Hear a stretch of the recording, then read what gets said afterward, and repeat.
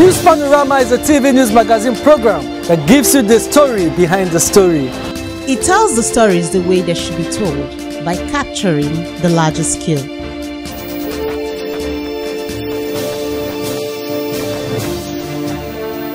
It deals with people's deep feelings on issues that, when brought to the fore, ultimately educates, informs and entertains.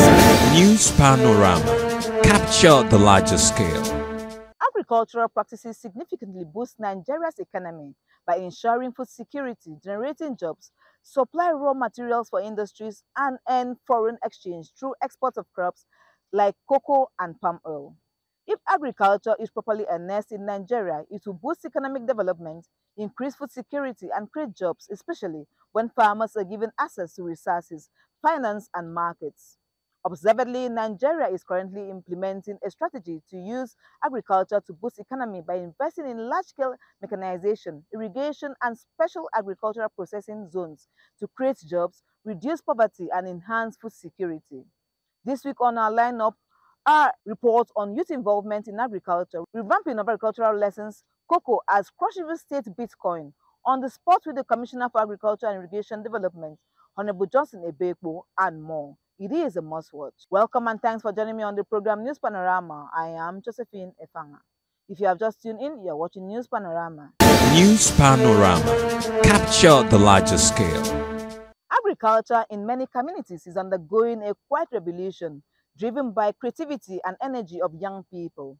No longer seen as just hard labor, the sector is now embracing modern farming techniques, agribusiness innovation, and technology-driven solutions. Youth participation is not only creating jobs, but also boosting food security and demonstrating that farming can be both profitable and sustainable. Cecilia Okpupan brings details of the report. In a bid to reduce unemployment among young people and harness the agricultural potential of the state, the CRS River State government has intensified programs to engage youth in farming and agribusiness value chains. Initiatives led by the Ministry of Agriculture and other state agencies aim to equip young people with skills, financial support, and technical assistance needed to transform agriculture into a sustainable livelihood.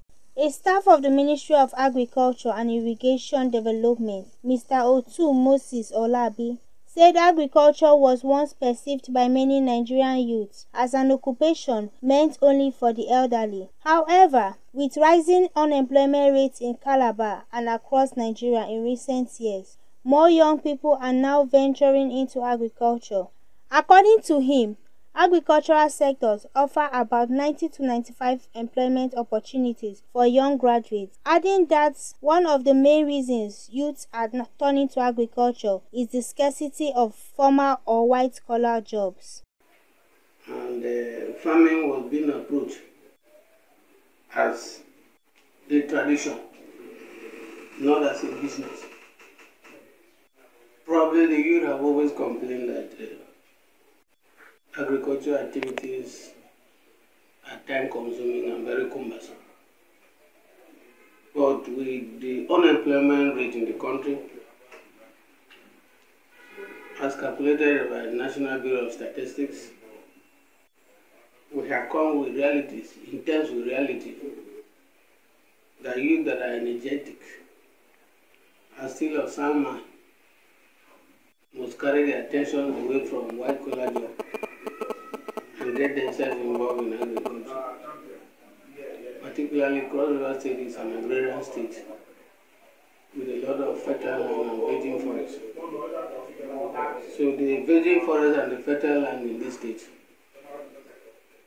can provide 90 to 95% employment to all graduates that have been turned out from various institutions in this country.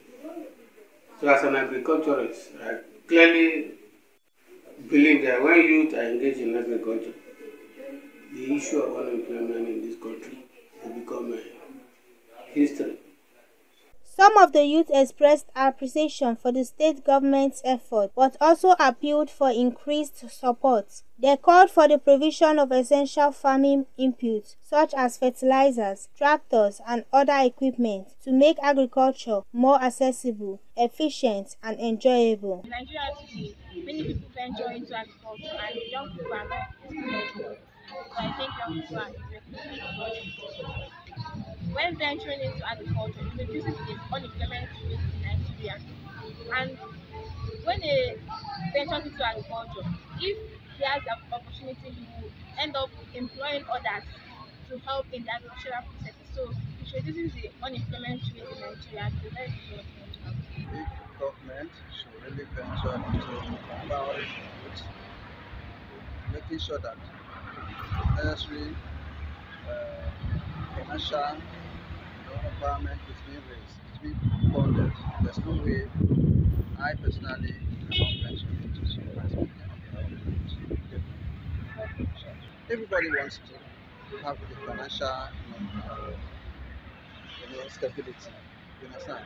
We're fully aware that agriculture is one of the things, the food we eat this morning, the breakfast we take, it comes from agriculture. So there's no how there's that source of empowering. So it's very, very important. Others were optimistic that increased youth participation in agriculture is bringing fresh energy into the agricultural sector. They observed that as more young people embrace farming, unemployment could substantially reduce and agriculture could become a key driver of economic growth rather than merely an alternative for job seekers. Sincerely speaking, not all young people are interested in agriculture. Most of them see that it's very tedious work, something that they are being forced to do, or it's stressful. So most people are not interested, but there are some young people that are actually interested in agriculture. Yes, because I've heard and seen some people, and I know some people who are succeeding in agriculture, young people like the poultry business and this commercial farming, like planting of cocoa and making of palm oil and all these things. They are succeeding and they are making money. While the government has made commendable efforts to engage youth in agriculture, continued investments and provision of necessary resources are essential to sustain this momentum. By ensuring access to equipment, financial support, and technical training, the state can encourage more youth to see agriculture as a rewarding career, ultimately reducing unemployment and strengthening the state's economy. For CRBC News Panorama, Cecilia Okpukpun reporting. As Nigeria continues to battle rising food prices and unemployment, the federal government has taken a major step to address these challenges by revamping agricultural education across the country. Their initiative seeks to modernize the teaching and practice of agriculture, equipping students and farmers with the skills needed to boost food production, create more jobs, opportunities, and secure food security. Josephine Idiege tells us more, the report. For decades, agriculture has remained the backbone of Nigeria's economy, employing millions and contributing significantly to the nation's gross domestic product. Yet, the sector continues to face challenges ranging from an aging farming population and outdated teaching methods to poor infrastructure and limited access to modern technology. The federal government says these challenges can be addressed through education reform, by transforming how agriculture is taught and practiced in schools and training institutions across the country. In Cross River State, the state government through the Ministry of Education has been supporting Young Farmers Club in schools to keep children have better knowledge of agriculture. Mr. Leko Mfanwa is an agriculturist and a desk officer in the Ministry of Agriculture and Irrigation Development. He said the number of students studying agriculture has dropped because many young people no longer see it as an attractive career. He explained that in the past, people saw agriculture as a job for the elderly. According to him, the ministry has been creating awareness by visiting secondary schools and distributing farm tools to students to spark their interest. In February, we have what we call a top-bottom approach, where the federal government came up with a policy directive for us to actually go into the secondary schools, create awareness, encourage them to go back to agriculture, because like you have rightly mentioned, agriculture, the state of agriculture is dropping because of what? Interest is not there. Before now, people see it as a kind of a job for the elderly. But today, agriculture has gone beyond that. It's a business. And majorly when you're going to agriculture, go with the mindset that it's a business. Many farmers express optimism over the state government's plan to rebuild agricultural education. They describe the policy as a long-awaited solution to the challenges faced by farmers across the country, adding that giving the younger generation proper agricultural knowledge will help boost food production and ensure food security. Agriculture is so vast.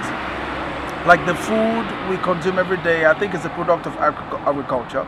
And then the trees that enhance in, what we take in as oxygen and all of that, I think it's from agriculture.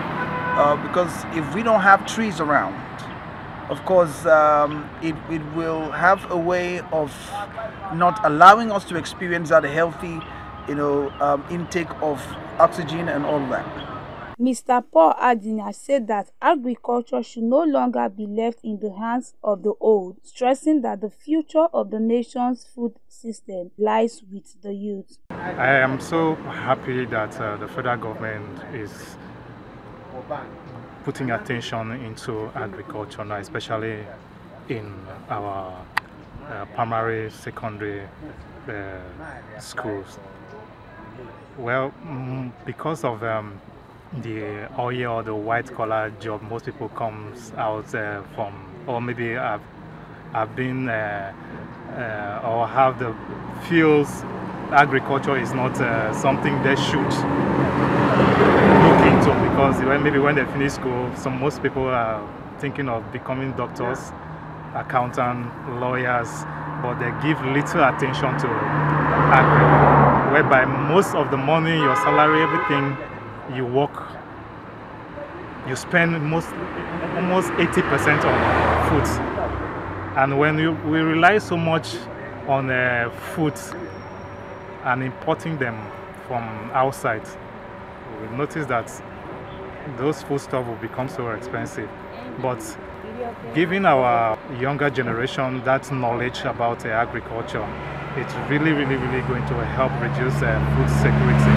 Others also pointed out that for years, the subject has been taught mainly in theory, with little exposure to real farm practice. They maintained that theoretical teaching has discouraged many students, noting that once agriculture is made more practical and result-oriented, young people will begin to see it as a profitable business opportunity rather than a punishment. But if there are steps that have been taken by either the federal or state government towards boosting food security, I would say it's the right initiative. It's actually a good development. It's something that should be welcomed by everybody. Now, in terms of the number of students taking up agricultural courses in school, I think it's a drop, because I don't think people or students have really seen improvements in the past probably decade or so in the agricultural sector. And again, I think why people are not really developing interest in agriculture is because of the fact that we tend to prioritize, other sectors like the oil, the medical, and then the law, where children are told that the most important aspect of life is just the medical and the law and all of that. So that's the reason why so many people give up the idea of maybe thinking of going into the agriculture. So I think it's a welcome idea if the government is saying, okay, let's go back to prioritizing agriculture and all of that. So it will go a long way in sensitizing our young people. The Cross River State government emphasized that the reform goes beyond classroom instruction, as it includes partnership with local farmers, private investors, and international agricultural organizations to ensure that theoretical knowledge translates into real-life productivity. The initiative is also expected to create employment opportunities for thousands of young cross rivers in areas such as animal husbandry, food processing, seed production, irrigation, and digital agriculture. For CRBC News Panorama, Josephine Idiege reporting. Cocoa cultivation remains a key driver of economic growth in Cross River State, Nigeria. As an important agricultural commodity, cocoa provides a vital source of income for farmers, support local industries, and contributes significantly to the state's revenue. Precious Echo examines the multiple ways cocoa farming impacts the state's economy, from creating jobs and generating export earnings to promoting overall economic development. The report. Cocoa plays a significant role in boosting Cross River State's economy. It provides income for farmers, generates revenue through exports, and supports local industries involved in processing and transportation. The cocoa industry creates employment opportunities, stimulates economic activity in rural areas, and contributes substantially to the state's gross domestic products. Research reveals that Cross River State ranks as the second largest cocoa producing state in Nigeria, with 7 cocoa producing local government areas. Among these, Etum, Ikom, and Bouquet stand out as both historical and current hubs of cocoa cultivation. Observedly, the administration of Governor Basi Otu has taken significant strides to broaden the cocoa sector by introducing reforms and targeted initiatives aimed at improving production and profitability. These efforts include subsidizing cocoa seedlings for farmers, promoting modern farming techniques, upgrading rural infrastructure, and encouraging value addition through local processing. The government's interventions are designed to strengthen the cocoa value chain, enhance competitiveness, and ensure sustainable growth in the industry. Speaking on the benefits of cocoa farming, Mr. Oko Fidelis, a cocoa merchant, said that business has greatly improved his life and that of many cross-riverians. He added that the recent increase in cocoa prices allowed many to invest for future use. Cocoa impacts in these our areas by our fathers. Cocoa is generating income really mostly in these our areas. Cocoa business is sustainable.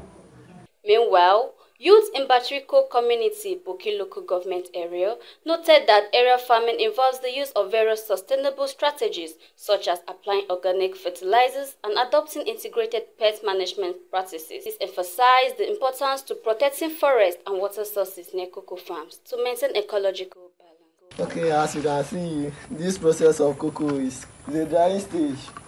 This process is just after the fermentation, where you spread the cocoa for the sunlight to heat on the cocoa.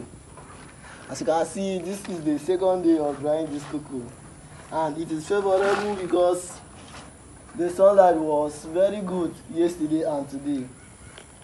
This enables the cocoa to dry and be preserved, so that in the aspect of transportation, the cocoa will not be having mold or will not be decaying. If you do not dry your cocoa well, first, the price of the cocoa will go low, and secondly, it will not enable good preservation system. Like when you store it, you may end up losing the crops. The crops may get bad or may even decay in the storeroom. Cocoa store owner Mr. Emmanuel Bisson also stressed the need to promote responsible sourcing and certification programs to ensure that cocoa is produced in an environmentally and socially responsible manner. Cocoa is a product that helps in Nigeria to boost the economy of the country. And from here, we notice that the product called cocoa is a thing that, if it was possible, everybody or every state should be having it to continue to boost the economy. Cocoa remains a cornerstone of Cross River State's agricultural sector and a major driver of rural development, strengthening the value chain through sustainable practices, technological innovation, and continuous government support will not only enhance productivity but also secure the state's position as a leading player in Nigeria's cocoa industry. For CRBC News Panorama, Precious Eco reporting. Nigeria's inflation rate has dropped for the 5th consecutive month, falling to 21.12% 8% in September from 21.88% in August 2025, a decline largely driven by the recent drop in food prices. Staples such as garri, rice and beans have become more affordable, while fresh produce prices gradually stabilizing. For many households, this development offers more than just economic relief, it brings a sense of renewed hope. Dima Aidan tells us more, the report. Recent economic indicators show a notable decline in Nigeria's inflation rate, with the current rate at 21.12% as of September 2025, down from 21.8% in August. This continued decrease marks the fifth consecutive month of easing inflation, attributed to factors such as improved agricultural yields and stabilized supply chains. In Cross River State, this development has led to a significant reduction in the prices of staple food items, providing much-needed relief to households across the state. A basin of garri that previously sold for as much as 30,000 naira is now available for 12,000 naira, while a bag of rice has dropped from 100,000 naira to 65,000 naira. Analysts attribute this improvement to increased harvest of key crops, particularly rice and cassava, which have boosted supply and made staple foods cheaper. The easing of inflation has also contributed to this reduction in food costs, while lower food prices in turn help further stabilize the overall cost of living. Market sellers reported that the drop in prices has had a positive impact on their businesses, with more customers now able to purchase larger quantities of food items than before. This one, that day, say 120, we say now 110. See that granite, we say that day 250. We say now 150. We do this one.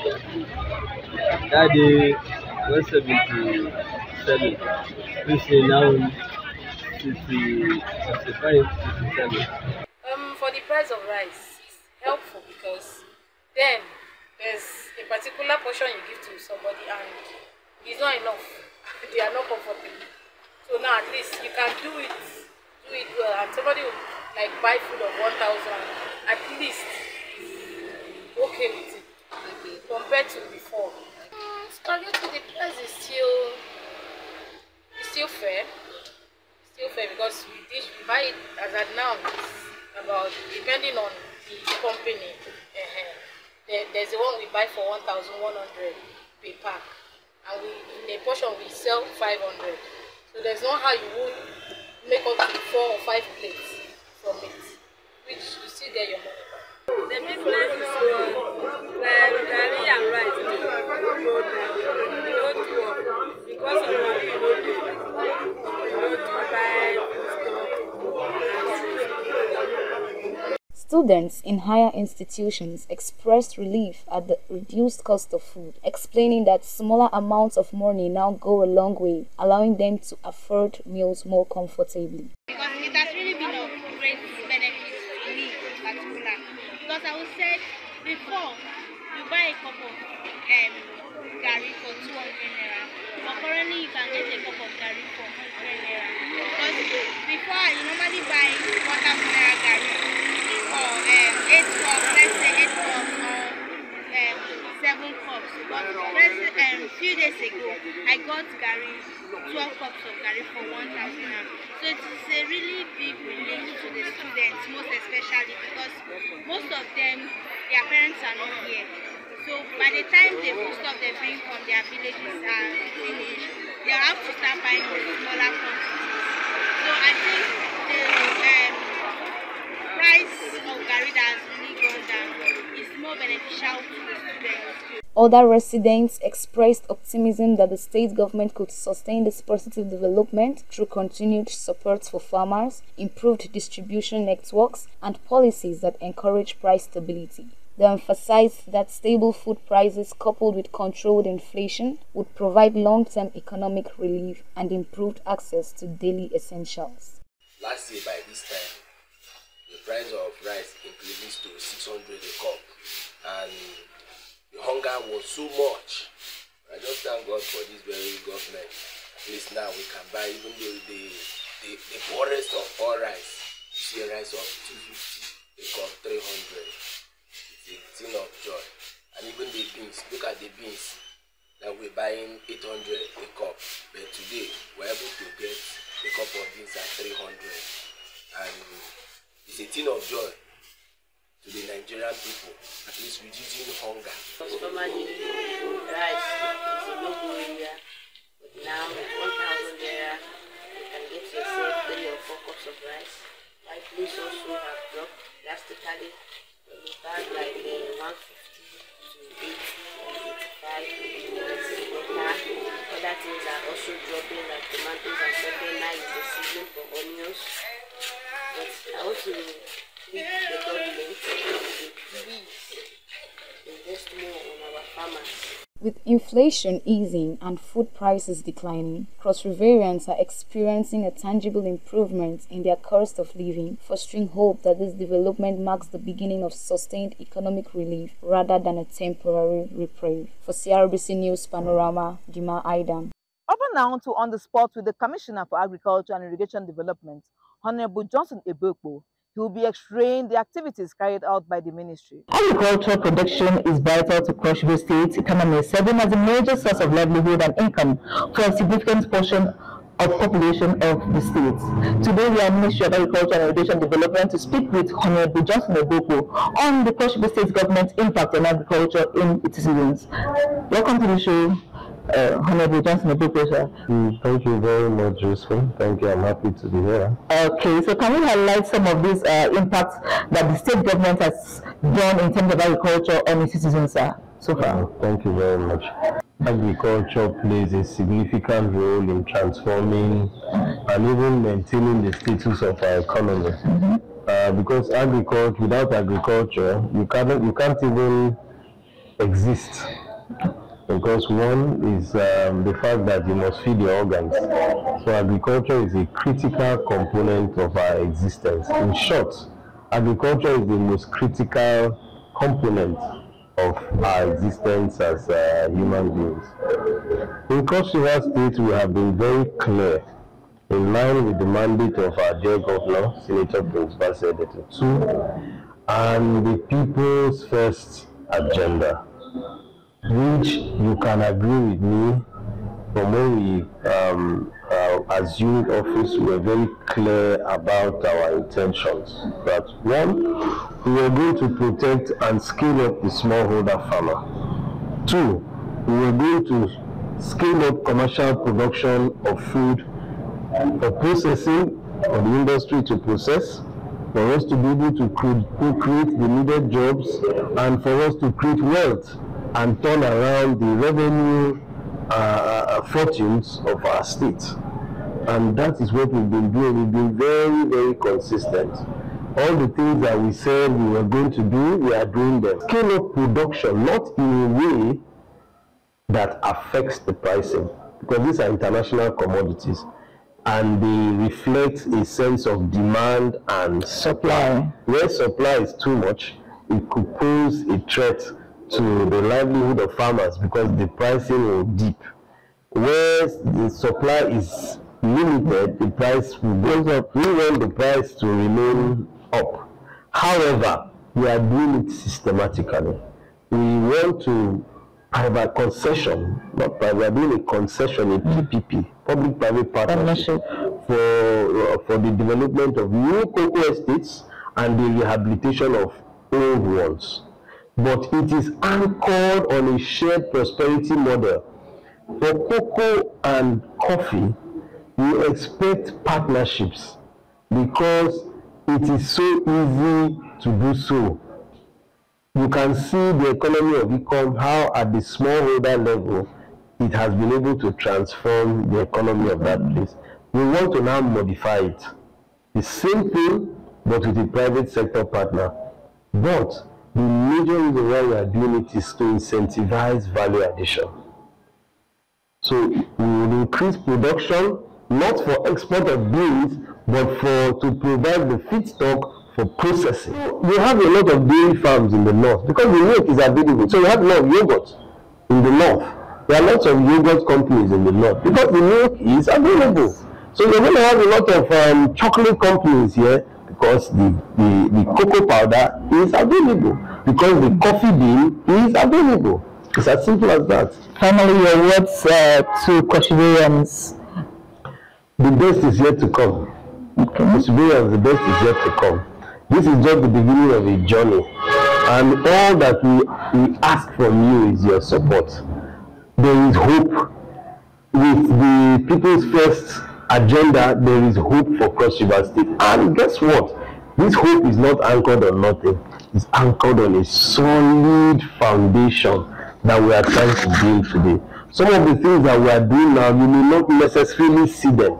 Some of them are tied to legal framework, some of them are tied to policies, but when you see some of the implementation, like what we are doing with cocoa or coffee, it is a result of many months of planning and designing frameworks so that we have a future that will, be prosperous for our children.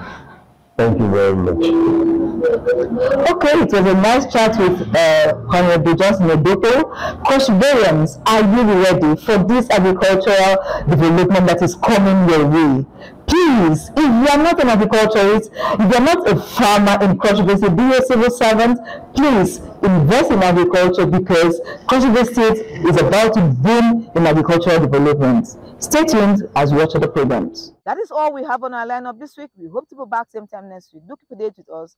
I am Josephine Elfanga. For updates and engagement, follow us on our official social media handles: Facebook at CRBC, X formerly Twitter, and Instagram, TikTok at CRBC Online, YouTube at CRBC New Media, WhatsApp on 090-377-87474. Again, 090-377-87474. We look forward to connecting with you.